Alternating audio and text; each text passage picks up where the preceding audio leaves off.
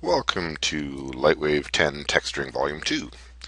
If you're just joining us, the model you see rotating before you is what was created in Volume 1. And in this second half of this texturing training, we're going to be going back and revisiting our texture. We're going to refine actually all the textures in the scene. We're going to take another look at this brass. One of the things that happened was rendering this in a still frame. These textures look pretty good, and then once we started to see it in motion, which is really crucial, especially when you're doing specular or reflective textures, we saw that a lot isn't working. We saw that the reflections are too hot, too tight, too precise on so many different materials. We're going to be re-looking at the ammo belt, that brass, the gun, most of the armor. And additionally, we're going to be looking at the base down here, these rocks and this debris, and we're going to be texturing those as well. In addition, we're going to be adding a muzzle flash in this scene. The scene can be a lot more dramatic if there's an actual muzzle flash blasting out the end of this weapon as it rotates. And aside from that being an interesting story point in the image, it's also a really great lighting opportunity. And we're going to look at a couple of different ways of approaching that problem. One of the ways is we're going to put polygons in front of the gun, and we're going to apply some painted textures to get it to look like a muzzle flash. And we're also going to try a completely different approach, a totally volumetric effect.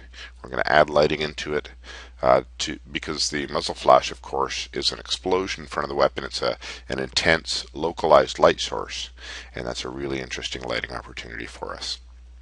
And I have a couple of interesting concrete textures here to look at. This one's at a little bit of an angle, so I'm not going to use that one. This one actually feels really good exactly as is, so I'm going to save it. Save as. You notice these are all in a texture photos directory. I will not save my color textures in the same directory. I'll put them in their own proper place in images.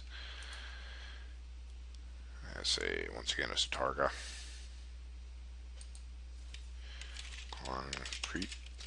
concrete underscore color .tga 24-bit.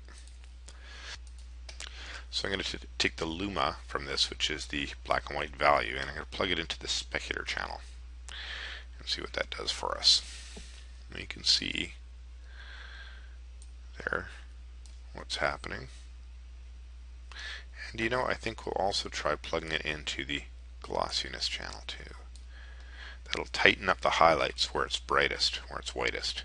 And hopefully, my hope is that when we do our next full rotation of this, we'll see little sparkles across the rock as it rotates. And we're not going to know that until we actually do the render, so I'm going to speculate that that's what it will do, and I'm going to leave it at that for now.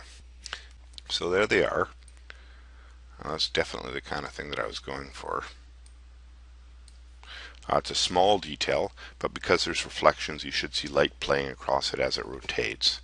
And because the luminous part at the back, inside the louvers, is quite a bright luminous value. Hopefully you will notice that, but once again we'll see when we do our full turntable render again for the third time. We can go ahead with our hue and pick some other colors. We could give it a nice purple. Well, let's see, let me find a nice, thinking about a nice red here. That's interesting, but I'd like to bring the brightness down. Try and get it to be more of a dark, bloody red, maybe. That's pretty interesting. I'm going to turn on my neutral light here for a moment just to get a better look at this. So once again, I'll open my scene editor, turn on my neutral light so I can see things a little bit better.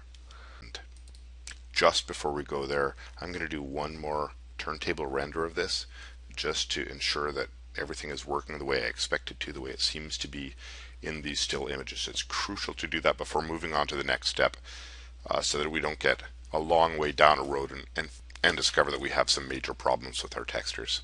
So I'm going to do a version 3 turntable render of this, and I'll see you back here then. I've gone back into my volumetrics, and I need to push that out, so I'm going to increase the height, which will make it longer. And the nice thing that's really cool in VPR is we lengthen this, we can see the volumetric push out, and we can even see it cast shadows from our guy, so that's pretty great. And we'll have another peek in VPR. That's looking pretty interesting, actually. So let me pop into my camera view. I'll go back and I will turn, well, I'm going to do 3 things. I'm going to turn my volumetric light back on. I'm going to turn radiosity on. I'm going to set the camera up to make sure I capture the full volumetric in the frame. And then I'm going to render this out as a final render for this project. And there's our final render.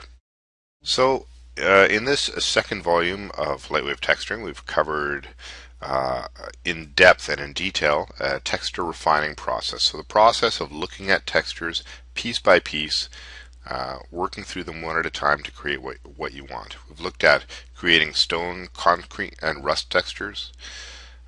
We've looked at creating illuminated muzzle flashes using both a double-sided polygon and a hypervoxel method.